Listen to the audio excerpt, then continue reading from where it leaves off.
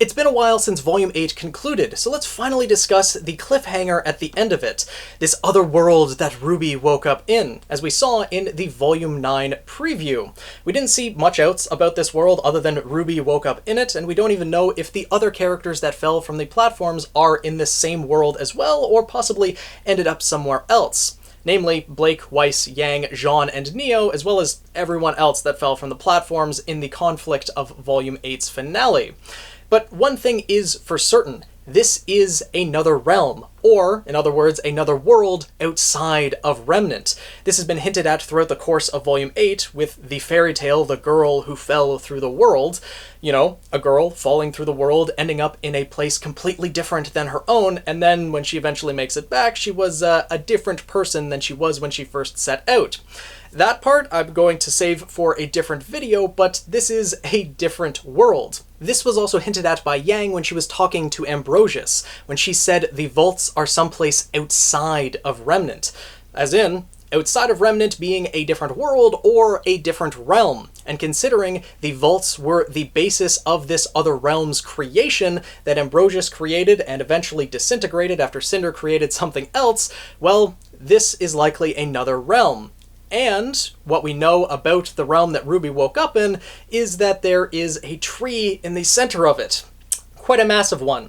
And myself, like many others, jumped to the conclusion that this could represent the World Tree, or Yggdrasil from Norse mythology. Something that connects the 9 realms of Norse mythology. And in RWBY, this could be something that connects all the realms of RWBY. This world could be a crossroads of sorts that not only connects to Remnant in some way, shape, or form, but each of the vaults. Every realm is connected to this, and thus when Ambrosius created this other realm, it too was connected to this crossroads, so if anyone fell from it, they would end up there as well, unable to get back to their own world, though, you know, Team RWBY is going to make their way back somehow, and we'll just have to see how that is.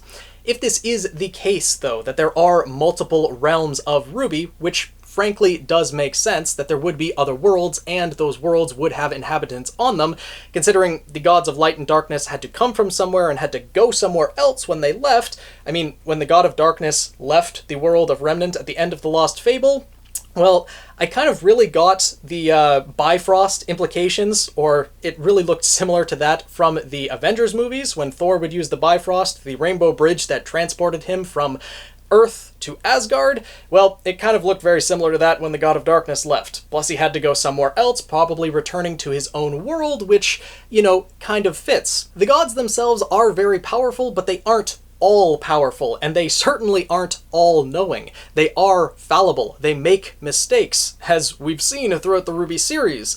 And because of that, I think they are just simply a race of beings that exist elsewhere in Remnant. And because of that, I think that they are just another race of beings that exist within the universe of RWBY, and they ended up creating the humans. So, if Norse mythology does have that much of an influence on the RWBY universe as a whole, which it certainly might, considering Volume 9 was something that the writers had in mind since the very beginning of RWBY, as said by Miles Luna, I believe, and we do know that Norse mythology was something that the writers had in their mind in the early days of RWBY, considering Nora is inspired by Thor, and could possibly have other connections to some of these other realms, but I'll touch on that a bit later.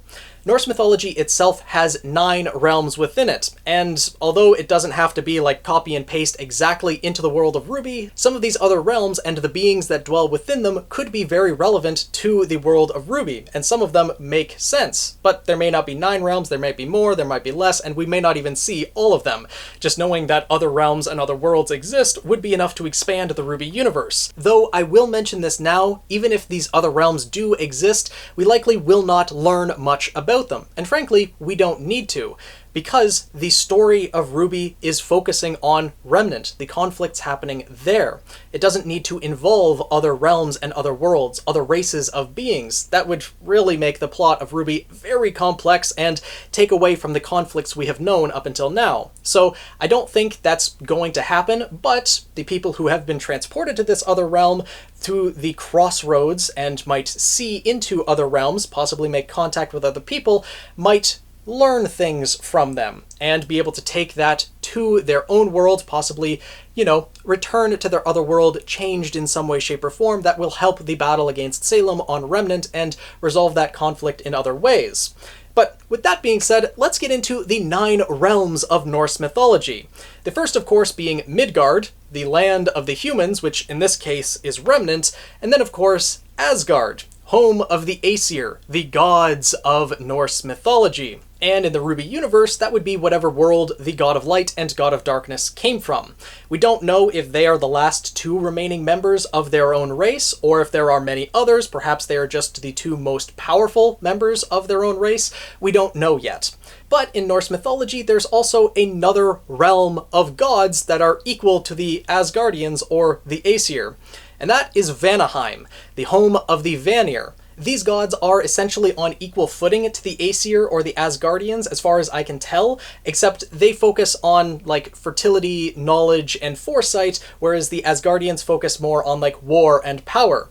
There have been conflicts between the Aesir and the Vanir, from what I can tell, but I haven't delved that far into Norse mythology to learn more about it. I'm more focusing on just the 9 realms in general and what they could represent in the world of RWBY. But in the RWBY universe, having 2 races of gods could be a little bit difficult to portray, or just a little bit overwhelming in general, so for all we know, there could be more than 9 realms, less than 9 realms, and there could only be the 1 race of gods. That is, in RWBY, the Asgardians and the Vanir are all one and the same, and we may not need to worry about that. But some of these other realms could be very relevant for other races that exist within the world of RWBY, or were perhaps created by the gods of light and darkness themselves. The less relevant worlds, in my opinion, from Norse mythology would probably be Jotunheim, the land of the Jotuns or the ice giants, Nidavellir, the land of the dwarves. It is a land of darkness, which could relate to the god of darkness, but the dwarves themselves are ones that are beings of the forge, are meant to create things, which could relate to the god of light. Perhaps this is another race that the god of light and darkness went in together to create, but we don't really know, and we may never encounter these types of beings.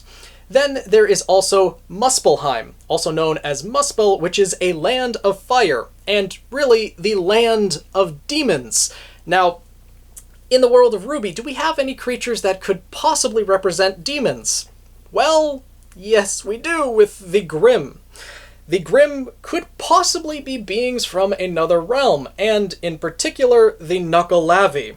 The Knuckleavi is a creature from Norse mythology. Considering it was chasing Nora, Nora being someone who is searching for who she is, well, maybe Nora's actually someone from another realm entirely. Perhaps her mother and father were being hunted for some reason, the Knuckleavi was sent after them, and so on and so forth. I plan on discussing this in a separate video entirely, but it's something to think about. The fact that we are experiencing these other worlds, and Nora is very curious about who she actually is, it's something that I feel is certainly connected, and the Knuckleavi certainly looks like something akin to Surtur. He is the leader of Muspelheim, and the head of the demons, also the one who initiates Ragnarok, and considering the Knuckleavi has horns, not necessarily the same as Surtur, but, the parallels are definitely there, and there have been theories that Ragnarok is something that might be happening in RWBY as well, so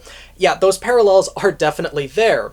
But the 2 realms that I think are going to be quite possibly the most relevant, and this is of course if Norse mythology is going to play this much of a factor in the RWBY universe as a whole, is Alfheim, a name that you might recognize from Sword Art Online, except Alfheim is actually the realm of the light elves, and Svartalfheim, or also known as Svartalfar, which is the land of the dark elves. Considering we have a god of light and a god of darkness, it makes a lot of sense that, well, the god of light could have created the light elves, and the god of darkness could have created the dark elves. Because after the failure that they had on Remnant, I doubt the gods themselves would really want to work together to create another race of beings. Because everyone in humanity went to the god of light. The god of darkness wanted people to come to him. as was shown when Salem went to him and he was willing to grant her her request by bringing her loved one back to life. He was willing to do that because he just wanted people to appreciate him, but everyone went to the god of light instead. So the god of darkness would most likely want to create his own race of beings that is sentient and would, come to him in their time of need. Think of him as their one true god rather than going to his brother.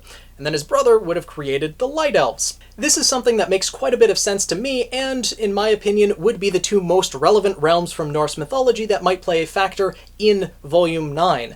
That some of the characters that have fallen from the platform and ended up in either the crossroads, where the giant tree is, or ended up in other realms, might encounter the Light Elves or the Dark Elves.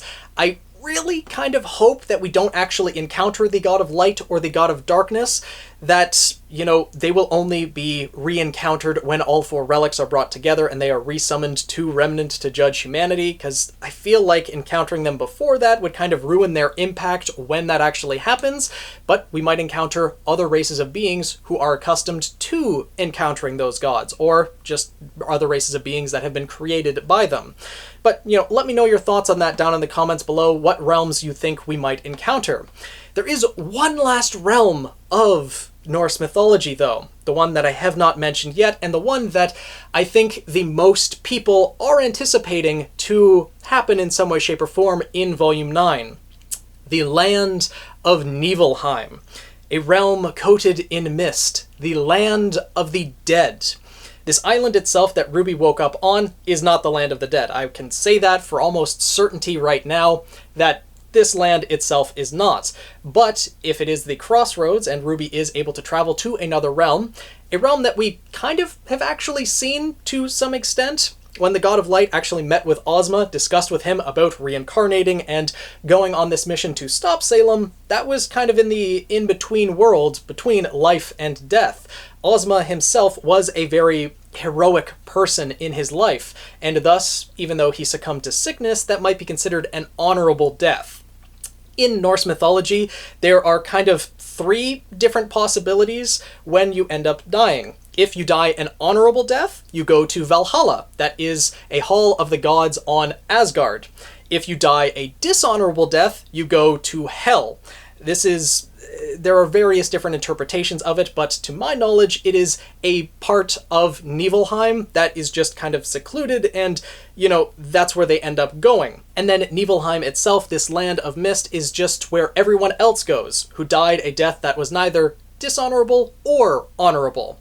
And I think in the world of RWBY, if there is going to be a land of the dead, they're just going to combine all three of those rather than having to partition them out. That would just involve a lot more travel time, more screen time, and there's only so much screen time that's going to be allotted for each and every season, and we don't want to be jumping around between too many realms. We did that in Volume 4, and, we're probably going to be doing that a little bit here between at least the 6 characters that are put into these other worlds or that fell from the platforms, but I hope we don't do that too much.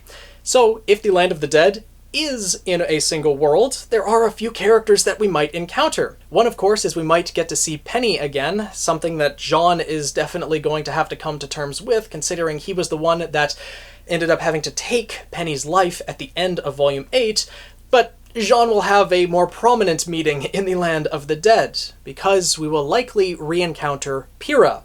That is, of course, if her spirit isn't alive still on Remnant in other ways, which I think there is at least one possibility, but if she does reside in the land of the dead, this is an encounter that Jean will certainly have. And there would also be an encounter for Neo, of course, assuming Roman Torchwick is deceased. I personally believe that Roman is alive. Being swallowed whole by a griffin we know is an instant death. He could easily break out of it. I've went over that plenty of times in other videos, but Neo could have an encounter with Roman, come to terms with losing her one thing.